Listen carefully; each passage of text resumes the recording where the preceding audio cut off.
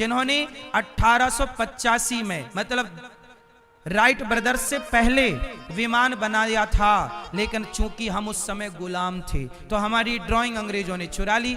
अरे अंग्रेजों का शासन ऐसा ही था जैसे आज ट्रंप का शासन है। ट्रंप उठा लेता है दूसरे देश के राष्ट्रपति को, ऐसे ही अंग्रेज लोग उठा लेते थे कि तुम में ये अच्छी बात है, ये लाओ, ये हम करेंगे, ताकि वो खिताब हमारे नाम हो, तुम्हें कोई ना जाने। हमारे देश से सब चोरी करके ले गए और हमें क्या पढ़ा रहे हैं कि तुम तो कुछ नहीं जानते थे, तुम्हारे पास तो कुछ नहीं था। अच्छा बताओ, गुरुत्वाकर्षण का सिद्धांत किसने दिया? उत्तर दो। न्यूटन ने। गुरुत्वाकर्षण का सिद्धांत किसने दिया?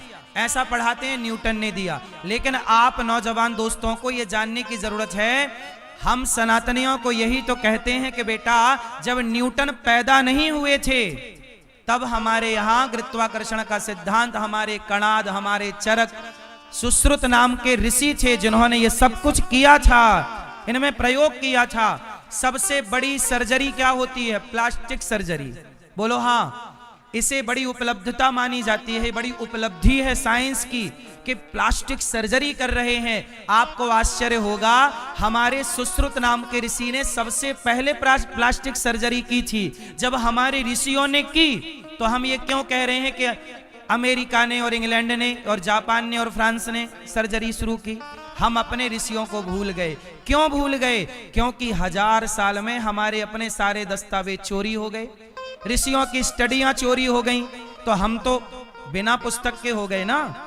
इसलिए आप लोगों को अपने धर्म को पढ़ना चाहिए, सनातन को जानना चाहिए। और कॉन्वेंट स्कूलों में आपका बेटा तिलक लगा के जाता है तो तिलक हटवा देते हैं, कलावा पहन के जाता है, कलावा हटवा देते हैं। सवाल पूछो कि तुम पढ़ा रहे हो कि तुम तिलक और कलावा हटवाने बैठे हो यहां पर?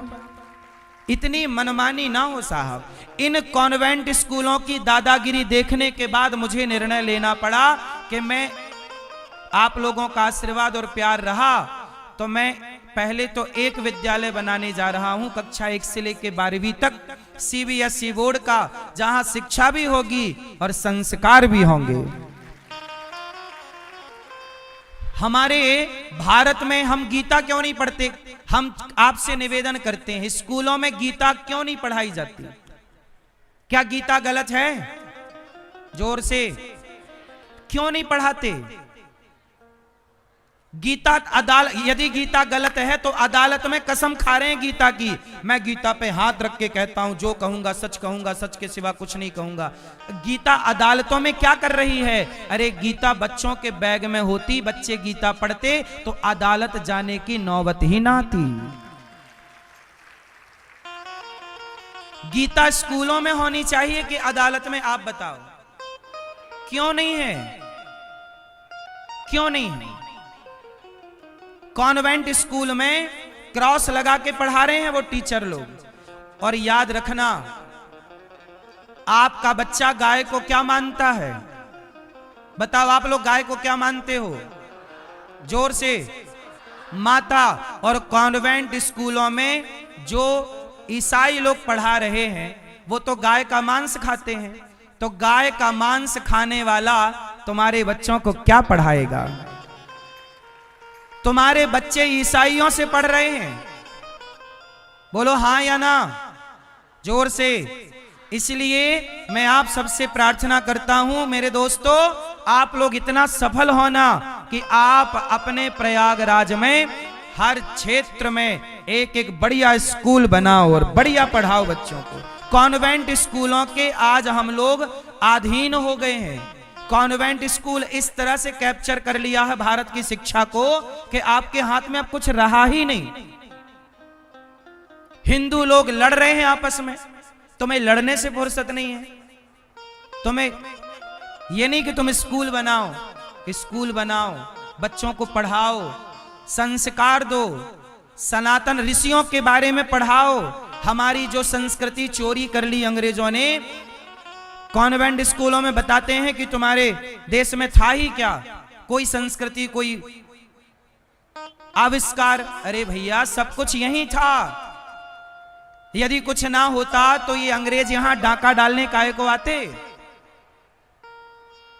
बताओ हमारे देश में कुछ था कि नहीं था? यदि नहीं था तो यहां चोरी करने काहे को आए थे?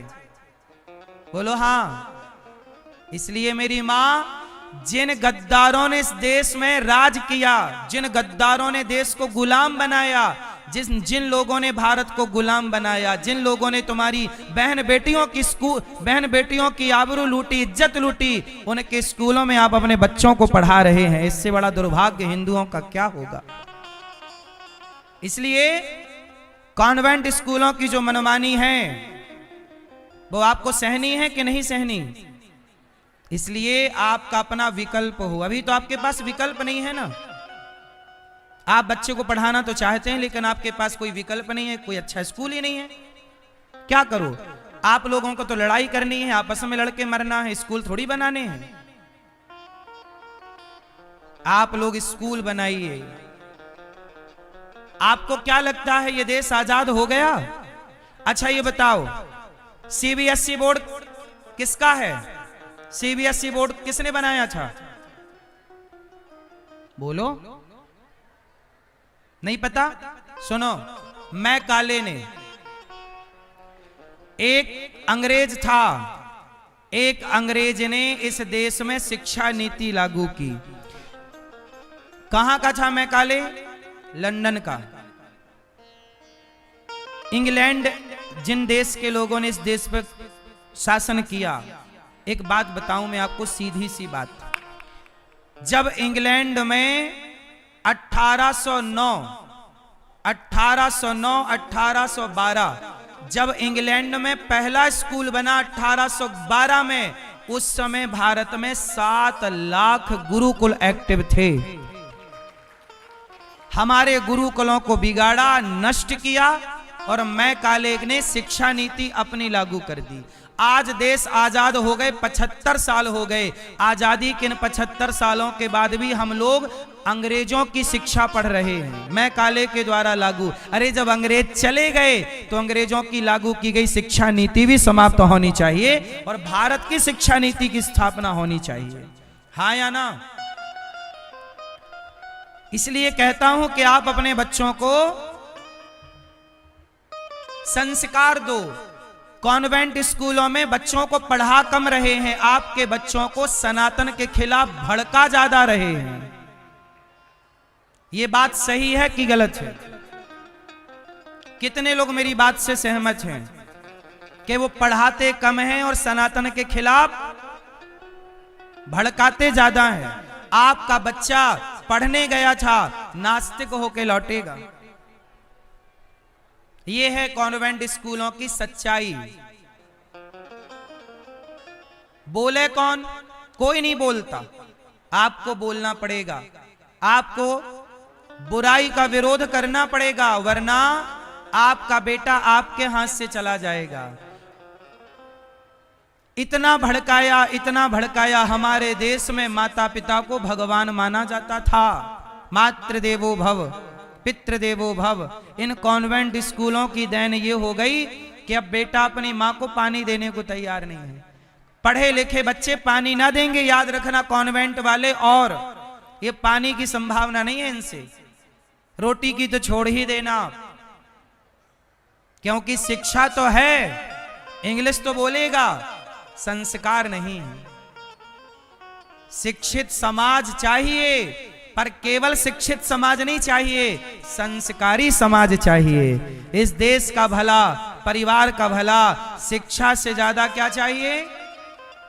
जोर से आप क्या चाहते हैं? आपको बहू कैसी मिले, शिक्षित के संस्कारी?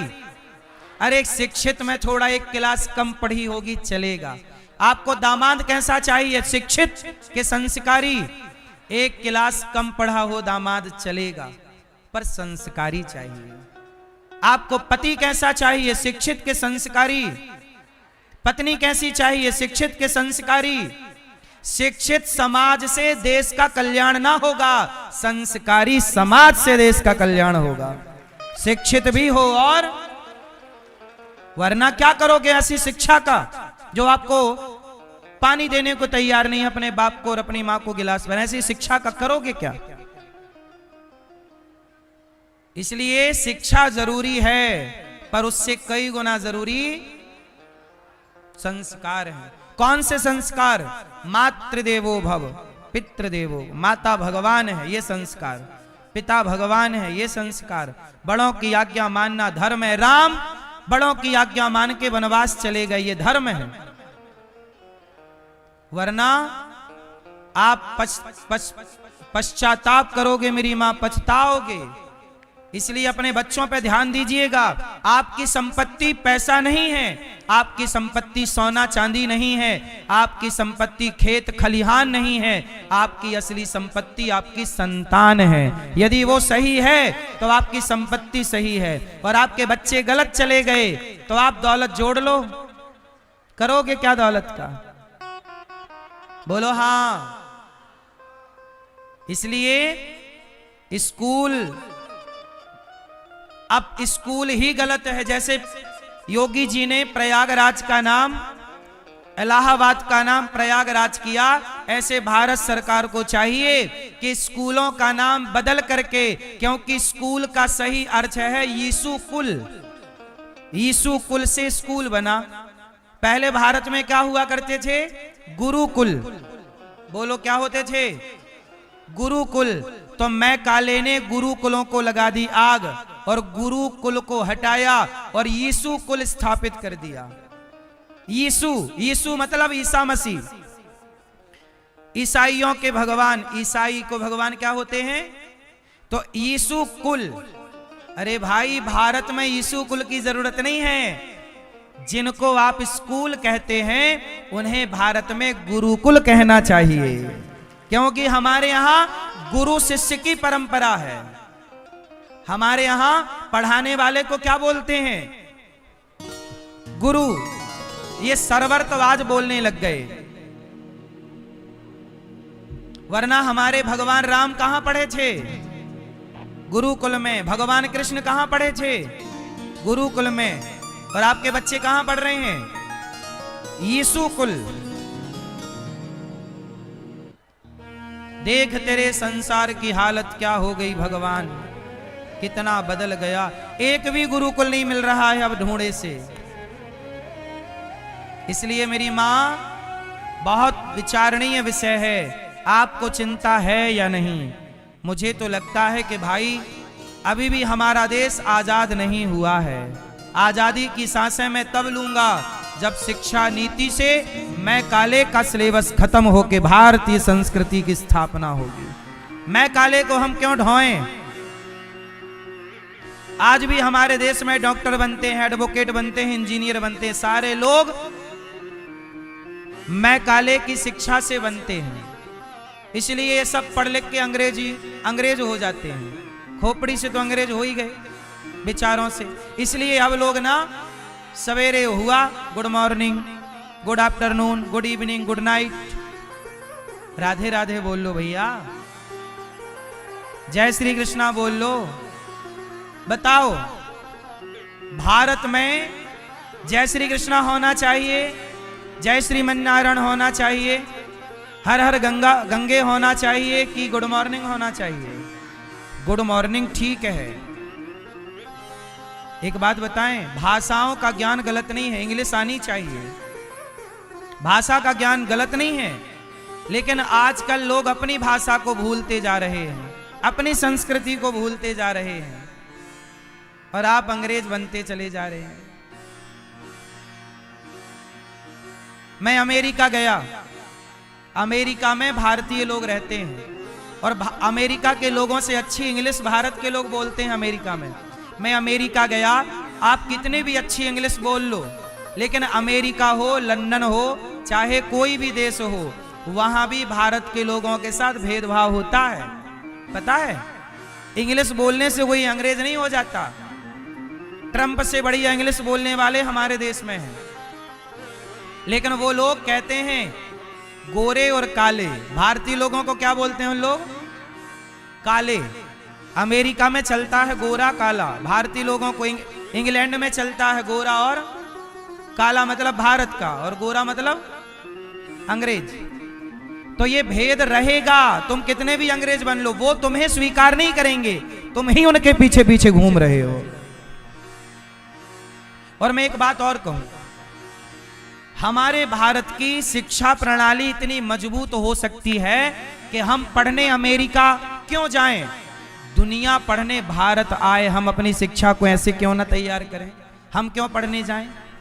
बहुत सारा काम बाकी है, सरकार ध्यान दे नहीं रही है इन बातों पर। शिक्षा नीति पर सरकार को बहुत जल्दी अच्छा कदम उठाना चाहिए। शिक्षा जिसकी अच्छी होगी सब कुछ अच्छा होगा। बोलो हाँ। तो आप लोगों से मेरी इतनी प्रार्थना है कि आप अपने बच्चों को संस्कार जरूर दिया करो। अभी हम एक विद्यालय, इसीलिए हम एक विद्यालय बना रहे हैं, कक्षा 1 से लेकर 12वीं तक सीबीएसई बोर्ड पढ़ाएंगे, चूंकि सरकारी गाइडलाइन है, लेकिन केवल उस पर निर्भर नहीं रहेंगे। हम संस्कार का भी एक सिलेबस बना रहे हैं, तैयारी कर चुके हैं। और आप याद रखिएगा, गौरी गोपाल विद्यालय बनेगा, 1 से लेकर 12वीं तक के बच्चे पढ़ेंगे। बाद में हम कॉलेज भी बनाएंगे, लेकिन पहले 1 से लेकर 12वीं तक, जहां शिक्षा भी होगी और संस्कार भी दिए जाएंगे बच्चों को।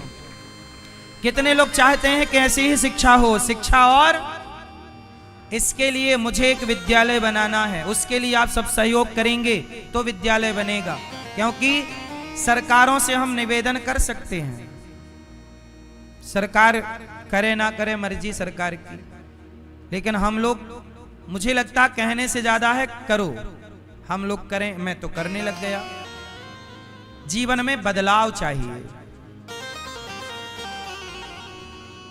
इसलिए कॉन्वेंट स्कूलों की मनमानी रुकनी चाहिए किसी भी तरह से।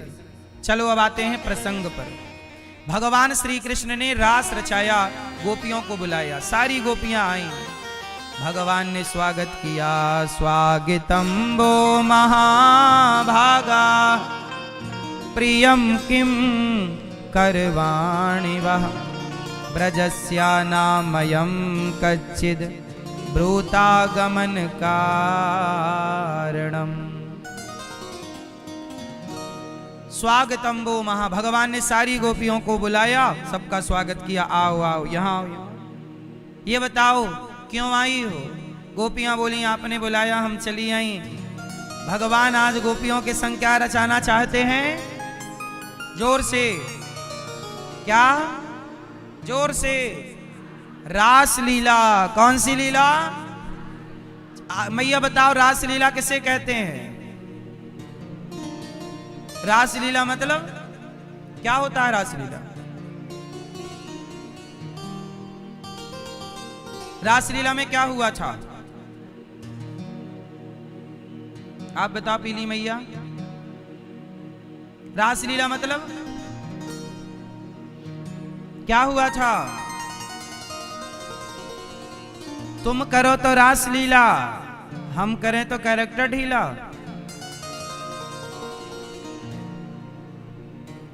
तुम करो तो, हम करें तो। अब जितने लोग इस सेंटेंस पे हंसे हैं उनकी फोटो क्लिक की जाए, फास्ट हो गई। अब सवाल सबसे, आप लोगों ने तुम करो तो रास लीला, हम करें तो कैरेक्टर लीला, इस सेंटेंस पे हंसे कि नहीं? आप लोग हंसे। अब मुझे बस इतना समझाओ कि आप किस पर हंसे? फास्ट, किस पर हंसे? आप भगवान कृष्ण पर हंसे। किस पर हंसे? कैसे हंसे? रास लीला और कैरेक्टर ढीला दोनों को जोड़ दिया तो रास लीला मतलब कृष्ण की रास लीला, और कैरेक्टर ढीला। तो क्या रास लीला में कोई कैरेक्टर ढीला हुआ था किसी का? जोर से, क्या कृष्ण का कैरेक्टर ढीला है? तो ये क्यों बॉलीवुड ने अफवाह फैलाई कि तुम करो तो रास लीला, हम करें तो कैरेक्टर ढीला? रास लीला को कैरेक्टर ढीला से जोड़ा गया कि नहीं? बॉलीवुड इतनी चतुराई से काम करती है कि तुम बोल रहे हो, हंस रहे हो, तुम्हें पता ही नहीं कि तुम किस पे हंस रहे हो। रास लीला का मतलब कैरेक्टर ढीला नहीं है। इन गधों को कौन समझाए? बॉलीवुड के लोगों ने इस देश की संस्कृति को जितना नुकसान पहुंचाया है, 1000 साल की गुलामी में मुगलों ने और अंग्रेजों ने इतना नुकसान नहीं पहुंचाया जितना कि बॉलीवुड ने 70 साल में नुकसान पहुंचाया। बॉलीवुड क्या बेच रही है? दाने दाने में केसर का दम, गुटखा। बताओ, गुटखा बेचना सही है? चलो, गुटखा खाना सही है? जोर से। गुटखा खाना सही नहीं है तो बेचना सही है? जरा सोचिएगा, इस देश में जो गुटखा बेचते हैं उन्हें सुपर डुपर स्टार कहा जाता है, और जो साधु लोग गुटखा खाने का मना करते हैं, माँ बाप की सेवा करने की प्रेरणा देते हैं, उन साधु संतों को इस देश में ढोंगी पाखंडी कहा जाता है।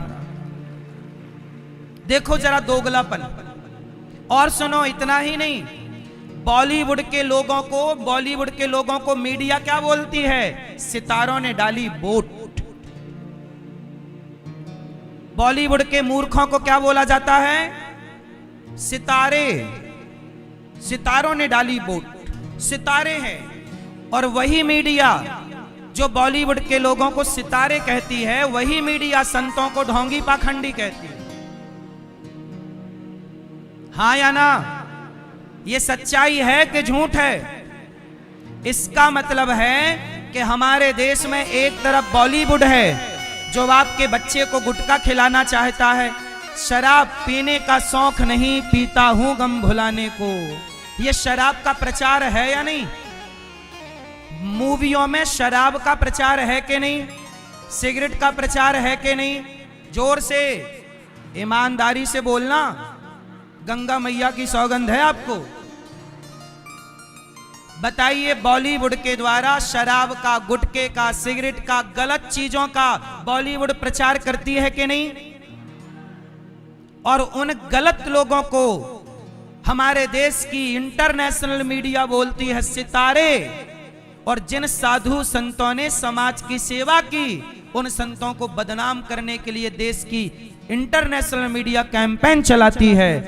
और बड़े बड़े संतों को बदनाम करने के, अभी देखो ना, पूज्य प्रेमानंद जी को बदनाम करने के लिए, ये दास अनिरुद्ध को बदनाम करने के लिए 4 महीने तक न्यूज वालों ने गलत खबरें चलाई।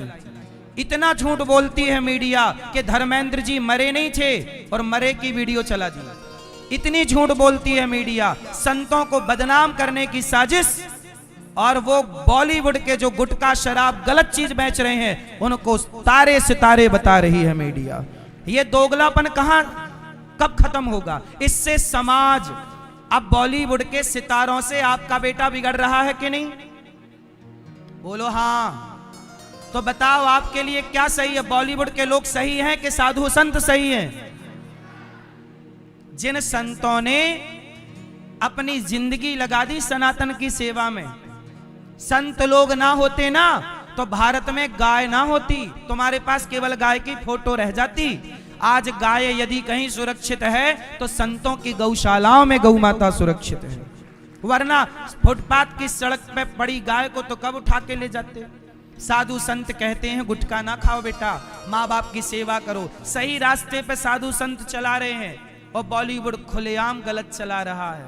लेकिन मीडिया बॉलीवुड का सपोर्ट करती है और अनिरुद्धाचार्य का विरोध करती है, संतों का विरोध करेगी। हम बोलेंगे, अच्छा बताओ, लिव इन में रहना सही है कि गलत है? जोर से। आपको लिव इन में रहने वाली बहू चाहिए क्या? लिव इन में रहने वाला दामाद चाहिए क्या अपनी बेटी को? जोर से। तो लिव इन में रहना गलत है, यही बात मैंने कही थी, तो कुछ लोगों को मिर्ची लग गई। हाँ या ना? अरे लिव इन में रहना भारतीय संस्कृति नहीं है। नहीं है मतलब नहीं है, तो हम तो बोलेंगे कि नहीं है। अब मीडिया बोली आपने क्यों बोला? भाई जो गलत हो से गलत बोला जाएगा। बॉलीवुड के लोग लिव इन को सही कहते हैं क्योंकि वो रहते हैं। आप गलत कर रहे हैं, इसका मतलब ये नहीं कि हम भी गलत करने लग जाएं। इसलिए मेरी मां, धर्म और अधर्म की लड़ाई है। बॉलीवुड अधर्म है और साधु संत धर्म है। बॉलीवुड के द्वारा अब बताइए, जुए का ऐप डाउनलोड कराया जाता है कि नहीं, प्रचार करते हैं कि नहीं बॉलीवुड के लोग? जुआ खेल के भारत के कितने युवाओं ने आत्महत्या कर ली, फांसी लगा ली, कर्जे पे आ गए। कौन जिम्मेदार है? ये जुए का ऐड चलाने वाले लोग जिम्मेदार हैं कि नहीं? इनका बहिष्कार होना चाहिए कि नहीं? लेकिन इन्हें सितारों ने डाली वोट। सितारे आए यहां, सितारे गए वहां। वारे सितारे गधों के सितारे हैं ये। हमारे सितारे तो साधु संत हैं। हमारे सितारे साधु संत हैं। अरे साधु संत हैं तो भारत की संस्कृति है। साधु संत ना होते तो भारत की संस्कृति ना होती। इसलिए हमारे सितारे साधु संत हैं, ना कि ये गधे हैं। बॉलीवुड के लोग इन गधों के बल पे इस देश का कल्याण, इस देश की संस्कृति का कल्याण, ये तो गुटखा बेच रहे हैं। दाने दाने में केसर का दम। क्यों? खाने को रोटी नहीं है, गुटखा बेच के कमा रहे हो। बोले कौन? कौन बोले? कितने लोग गुटखा खा के कैंसर के मरीज होके मर गए। कौन समझाए कि गलत क्यों बेचना भाई साहब, गलत क्यों? तुम करो तो रास लीला, हम करें तो कैरेक्टर ढीला। हमारे भगवानों पर भी दोषारोपण किया कि नहीं बॉलीवुड के लोगों ने? अब मैं आपको बताता हूं। अच्छा बताओ, बॉलीवुड के लोग कहते हैं कि शंकर जी पे दूध क्यों चढ़ाते हो, गरीबों में बांट दो, गरीबों में दे दो। तो हम भी कहते हैं मूवियां बनाने में करोड़ों रुपए क्यों खर्च करते हो, गरीबों में बांटो। तुम्हारी मूवी एक 1,000 करोड़ कमाती है। पूछो उन गधों से कि तुम्हारी मूवी में जो 1,000 करोड़ कमाए हो, कितना तुमने गरीबों में बांटा है। शंकर जी पर दूध क्यों चढ़ाते हो? अरे शंकर जी पर दूध चढ़ाना विज्ञान है। इन मूर्खों को समझाए कौन? आओ मैं इसका विज्ञान समझाता हूं। शंकर जी पर दूध क्यों चढ़ाते हैं? चलो बताओ। हमारे देश के जितने भी शिवालय होते थे या होते हैं, बताओ वो सारे शिवालय नदियों के, तालाब के, झरनों के किनारे हैं कि नहीं? ध्यान से सुनना, विज्ञान, साइंस। काशी विश्वनाथ गंगा जी के किनारे हैं कि नहीं? उज्जैन महाकालेश्वर क्षिप्रा नदी के किनारे हैं कि नहीं? ओमकारेश्वर नर्मदा मैया के किनारे हैं कि नहीं? जितने भी 12 ज्योतिर्लिंग आपको मिलेंगे नदी और तालाब के किनारे ही मिलेंगे। तो हमारे यहाँ शंकर जी पर दूध इसलिए चढ़ाते हैं ताकि शंकर जी पर दूध चढ़े और वो दूध बह के नदी में जाए और नदियों में रहने वाली मछलियों को भी, चूंकि मछली मत्स्य भगवान होते हैं हमारे सनातन में, तो भगवान मत्स्य को भी भोग लग जाए दूध का। इसलिए दूध, और सबसे ज्यादा दूध कब चढ़ाया जाता है शंकर जी को? जोर से। सावन के महीने में सबसे ज्यादा दूध चढ़ाया जाता है। और याद रख लेना, जो आयुर्वेद है वो कहता है कि सावन के महीने में दूध नहीं पीना चाहिए। क्वार करेला कार्तिक दही, मरहो ने तो परहो सही, ये सारी बातें निकाल लो, हिस्ट्री पता चल जाएगा कि सावन के महीने में दूध पीने की मनाही है। पियो तो कम। क्यों? सावन के महीने में बारिश ज्यादा होती है, नमी मौसम में रहती है, शरीर में पानी की मात्रा अधिक रहती है, इसलिए दूध कम पीने की बात कही गई है। दूध में कैल्शियम होता है और कैल्शियम को पचाने के लिए विटामिन डी चाहिए होता है, और विटामिन डी सूर्य के प्रकाश में मिलता है, और सावन में बादल होने के कारण प्रॉपर विटामिन डी नहीं मिलता, इसलिए कैल्शियम का प्रयोग कम, अर्थात दूध कम लेते हैं। इसलिए हमारे यहाँ कहते हैं कि सबसे ज्यादा दूध सावन में हमारे यहाँ गैया है। सबके यहाँ पहले सबके घर में 10-10 गैया होती थी। आप जितने लोग बैठे हो, आपके पूर्वजों के पास 10-20 गैया थी। सबके घर गाय थी, मतलब सबके घर दूध होता था। चलो घर का हमारा उपयोग करने के बाद भी दूध बचता। अच्छा, उस जमाने में दूध बेचा नहीं जाता था? बोलो हाँ। आज से 50 साल पहले हमारे पूर्वजों की मान्यता थी कि दूध नहीं, दूध ब्राह्मण नहीं बेच सकता था, क्षत्रिय नहीं बेच सकता था, वैश्य नहीं बेच सकता था, केवल ग्वाला को दूध बेचने का अधिकार था और किसी समाज को दूध बेचने का अधिकार नहीं था।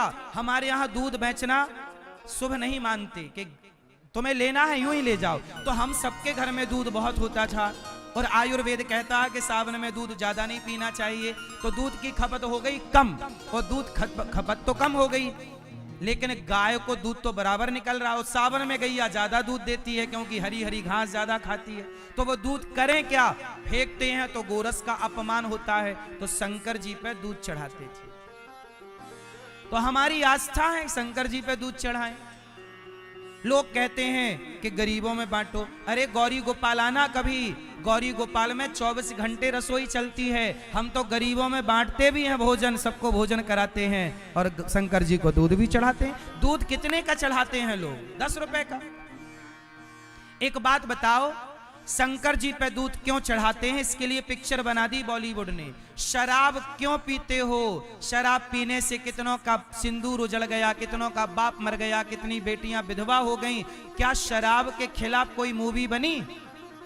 शराब के खिलाफ नहीं बनाएंगे मूवी।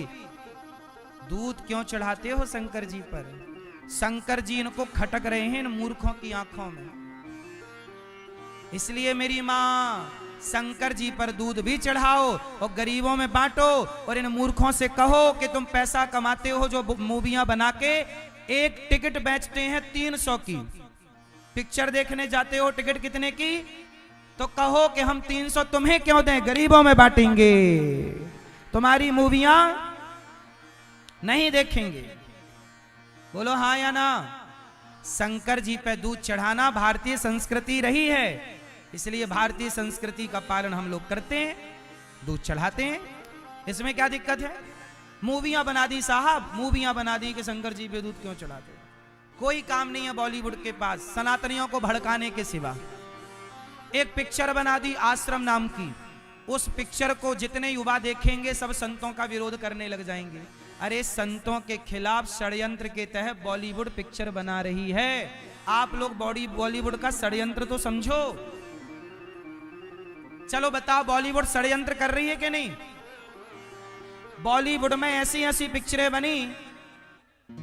एक पिक्चर बनी, एक साहब थे, उन्होंने अपनी चोटी काट दी, बोले हम सिखा काट रहे हैं चोटी, सनातन का अपमान करने के लिए चोटी काट दी। पिक्चर बना दी और ब्राह्मण ठाकुर को आपस में लड़ा दिया। इसलिए आपस में लड़ाने वाली, जातवाद फैलाने वाली पिक्चरें ज्यादा बनी, जबकि हम कहते हैं कि हम सनातनी एक हैं। चलो बताओ, आप कितने भाई हो? जोर से भैया, कितने भाई हो? आप कितने भाई हो? हैं? अच्छे से बताओ, कितने भाई हो आप भैया, आप कितने भाई हो? कितने? ये भैया बताएंगे चश्मा वाले, कितने भाई हो आप? 2। ये भैया 2 भाई। आप कितने भाई हो चश्मा वाले भैया? 2। सुनो, हम सनातनी कितने भाई हैं? हम सनातनी 4 भाई हैं। कितने भाई हैं? कौन कौन? हमारा 4 भाइयों में एक भाई ब्राह्मण, क्षत्रिय, वैश्य और शूद्र, हम चारों एक पिता की संतान हैं। मिलजुल के रहना चाहिए। हम लोगों को आपस में लड़ाया अंग्रेजों ने और लड़ा के हम देश के लोगों को गुलाम बनाया। फूट डालो, शासन करो, किसकी नीति थी? जोर से। अंग्रेजों की थी? जोर से हाँ या ना? फूट डालो, शासन करो। आपस में लड़ाया ब्राह्मण, क्षत्रिय, वैश्य, शूद्र। हम आपसे प्रार्थना करते हैं, आपस में लड़ोगे तो मिट जाओगे। इसलिए हम चारों को कैसे रहना चाहिए? जोर से। हम चारों को संगठित रहना चाहिए। चारों भाई मिलके रहो, आप सब लोगों को मिलजुल के रहना चाहिए। अभी गांव के गांव हिंदुओं के धर्मांतरण हो गए मेरी माँ। कुछ हिंदू मुसलमान बन गए, कुछ हिंदू ईसाई बन गए। बताओ हमारे देश में धर्मांतरण हो रहा है कि नहीं? धर्म परिवर्तन हो रहा है कि नहीं? क्यों हो रहा है? क्योंकि हम अपने हिंदुओं तक पहुंच नहीं पा रहे हैं।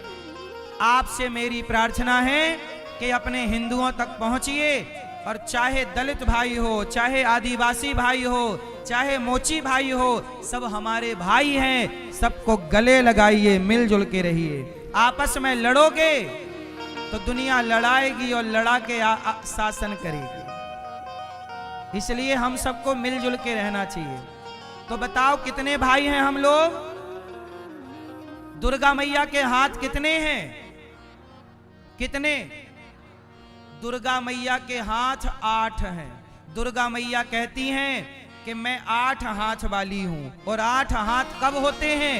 जब 4 लोग खड़े हो जाएं। तो 4 के हाथ कितने होंगे? दुर्गा मैया कहती हैं कि तुम सनातनियों संगठित तो हो जाओ। तुम संगठित होते तो जंगल का राजा शेर है, शेर की सवारी करती हैं दुर्गा मैया। समाज संगठित होगा तो जंगल के राजा को भी अपना गुलाम बना लेगा, और तुम बिखर जाओगे तो तुम ही किसी के गुलाम हो जाओगे। तो बताओ गुलाम होना है कि संगठित रहना है? कितने लोग मेरी बात से सहमत हैं कि संगठित समाज चाहिए, कि जातियों में बटा चाहिए? जोर से, कैसा चाहिए? चारों भाई। कितने भाई हो? कहीं भी जाया करो 4 भाई बोला करो, हम 4 भाई हैं। हमारा एक भाई ब्राह्मण है, हमारा एक भाई क्षत्रिय है, एक भाई वैश्य है, और एक भाई शूद्र को कुछ लोग अछूत कहते हैं कि ये तो अछूत है। एक बात बताओ, शूद्र कहां से प्रकट हुआ? हाँ, भगवान के चरण से। अब बताओ गंगा मैया कहां से प्रकट हुई? जोर से, गंगा कहां से प्रकट हुई? कहां से? ना, गंगा मैया भी भगवान के चरण से प्रकट हुई हैं। भगवान विष्णु के चरण से प्रकट हुई। बाद में शंकर जी ने उन्हें अपने माथे पे रखा, चूंकि चरणामृत है। बताओ गंगा अपवित्र है कि पवित्र है? जब चरणों से निकलकर गंगा पवित्र है, तो चरणों से निकलकर शूद्र अपवित्र कैसे हो सकता है? भगवान के चरणों से गंगा निकली है और भगवान के चरणों से शूद्र भी निकला है। तो जब गंगा पवित्र है तो शूद्र भी क्यों अपवित्र कहते हो? इसलिए जातिवाद का जहर मिटा करके मिलजुल के रहना चाहिए। इसी से इस राष्ट्र का हित है, वरना सनातनियों अस्तित्व खतरे में होगा आपका। और आपको ये याद रखना चाहिए, नेता लोग केवल अपना स्वार्थ देखते हैं। राष्ट्र का स्वार्थ, राष्ट्र का हित सोचने वाले इस देश में नेता बहुत कम बचे हैं। राष्ट्र के लिए लड़ने वाला, राष्ट्र के लिए सोचने वाले नेता कम हैं। आपको लड़ा करके अपनी वोट पक्की करने वाले नेता ज्यादा हैं। बोलो हाँ या ना? इसलिए आपको ये जरूर देखना चाहिए, जो नेता जातियों पर लड़ाएं, इन नेताओं से बचिएगा, क्योंकि ये हमें आपस में लड़ाएंगे। और याद रखना, हम जिस गांव में रहते हैं ना, उस गांव में ब्राह्मण भी रहता है, उस गांव में क्षत्रिय भी, ठाकुर भी रहता है, वैश्य भी रहता है, उसी गांव में शूद्र भी रहता है। और हम हजारों साल से उस गांव में रह रहे हैं और उस गांव में प्यार मोहब्बत से रहते आ रहे हैं। लेकिन ये नेता पहुंच जाते हैं तो लड़ा देते हैं। इसलिए नेताओं की इन बातों में आके लड़िएगा मत। नेता तो 4 घंटे बाद चले जाएंगे, हमें सदा साथ रहना है, हमें सदा। बोलो भारत माता की। अच्छा ये बताओ, किस किस की माता भारत माता है? तो बताओ ब्राह्मण की माता कौन? भारत माता। क्षत्रिय की माता कौन? वैश्य की माता कौन? शूद्र की माता कौन? जब चारों की माता एक है तो तुम भाई हुए कि नहीं? भाई हुए। चारों के पिता एक। ब्राह्मणोस्य मुखमासीद बाहु राजन्यः कृताः ऊरु तदस्य जद वैश्यः पदभ्यांगुं शूद्रो अजायत। वेद वाक्य है। एक बात बताओ, ब्राह्मण गाय को माता कहता है कि नहीं? क्षत्रिय गाय को माता कहता है कि नहीं? वैश्य और शूद्र गाय को माता। जो गाय को माता कहें वो हमारे भाई, जो गंगा को माता कहें वो हमारे भाई, जो भारत को माता कहें वो हमारे भाई। वरना इस देश में तो कुछ लोग वंदे मातरम भी नहीं बोल रहे हैं, तो जो भारत माता को वंदन ना करें वो हमारे भाई नहीं हो सकते। जो गाय को काट के खा जाएं वो हमारे भाई नहीं हो सकते। जो गाय को माता कहें वो हमारे भाई। तो भारत माता की वंदे वंदे। प्यार से भारत मां। कल 26 जनवरी है, इसलिए आपको आज ही हमने बता दिया कि राष्ट्र प्रेम जरूरी है, अपने देश से गद्दारी नहीं। मर जाना सही है पर भारत माता से गद्दारी। चलो बताओ, आपस में लड़ना भारत मां को धोखा देना है कि नहीं? इसलिए आपस में न लड़ो।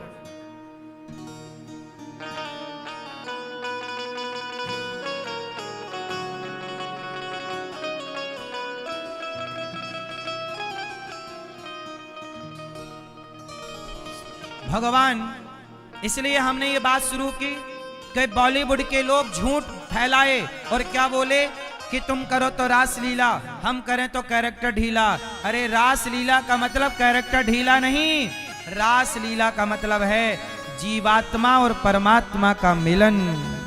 ये तो पवित्र मिलन है भक्त और भगवान का। आज गोपियों को भगवान कह रहे हैं जाओ अपने अपने घर जाओ, पति कैसा भी हो बिन परमेश्वर सूना मंदिर बिंदिया बिना लीलार सोना पति बिना संसार। बिन परमेश्वर सूना मंदिर बिंदिया बिना लीलार सोना पति बिना संसार। भगवान कहते हैं देवियों घर जाओ, पति कैसा भी हो। गोपियां सब छोड़ के आ गई। गोपियां बोली जाओ पति कैसा भी हो, पति की सेवा करो। मैया, पति कौन होता है? जोर से। हाँ, पति ही ब्रह्मा पति ही विष्णु पति नरवदाधार। है ना मेरी माँ? पति ही ब्रह्मा पति ही विष्णु पति नरवदाधार। जिस नारी ने पति को पाया उसकी नैया पार सोना पति बिना संसार। मैया, पति ही जप है पति ही तप है पति ही है करतार। पति से ही पत इस तन की है पति बिन विपति हजार सोना पति बिना संसार। पति ही क्या है? पति ही जप है पति ही तप है। पति क्या है? पति ही जप। मैया, आप लोग पति को क्या मानती हो? पीछे वाली मैया, जा रही हो तो जाओ मेरी माँ, और टाइम हो तो बैठ के सुन लो, खड़े ना रहो मेरी प्यारी माँ, लाल मैया बैठ जाओ, सुन रही हो ना माँ।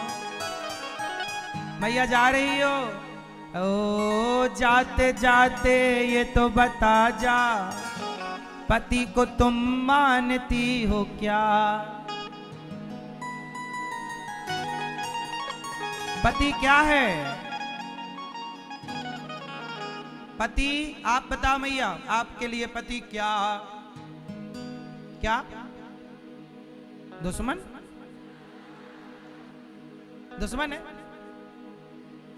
हाँ, दुश्मन न करे।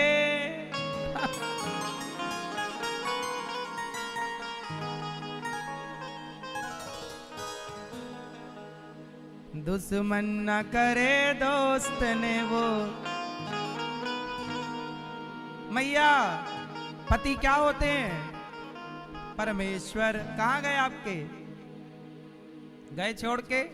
अरे राम राम, बड़ा गलत किया है, छोड़ दिया। तो आपने बोला नहीं तूने साथ जो मेरा छोड़ा है? देखो पति चले गए ना छोड़ के, इसलिए कहता हूं ये वाले पति तो एक दिन चले ही जाएंगे, ये वाले सदा रहेंगे।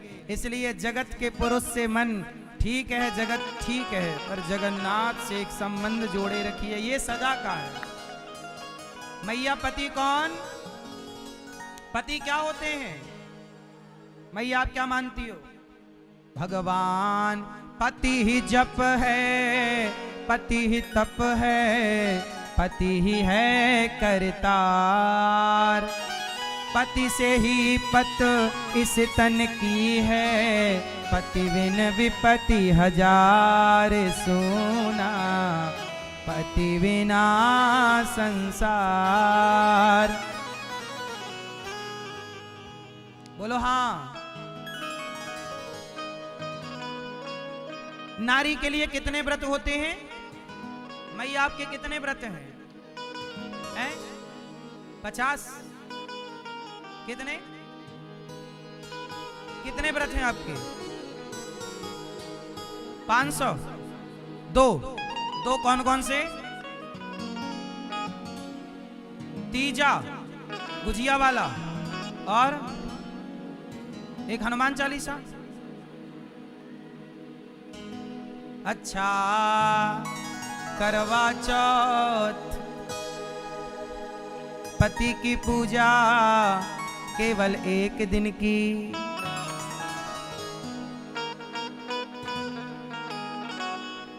अच्छा है मेरी माँ, हम तो कहें भगवान रोज करवा चौथ आए, करवा चौथ कभी जाए ही ना। उस दिन अच्छे से बोलती तो है कम से कम।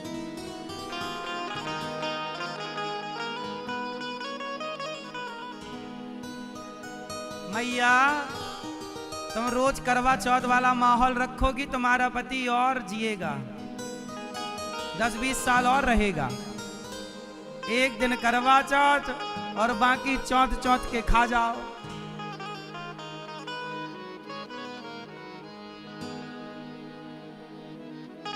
हाँ, सुन रहा है ना तू?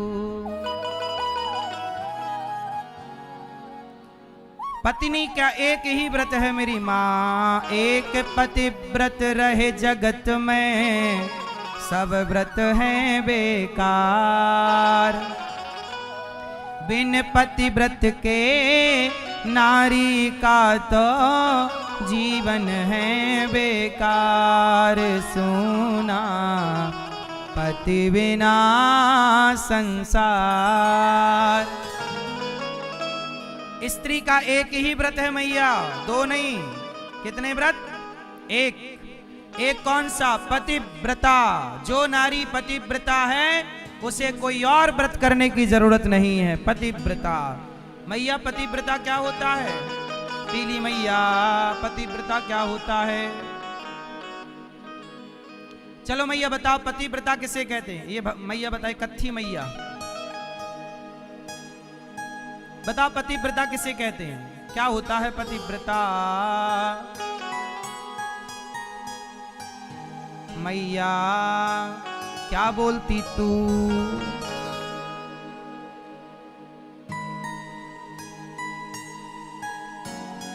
पीछे वाली मैया बताएंगी।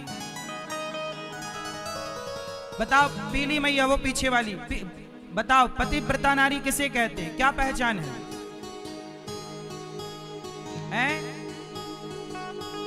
हाँ, जो नारी सपने में भी पराये पुरुष का चिंतन ना करे वो नारी पतिव्रता है।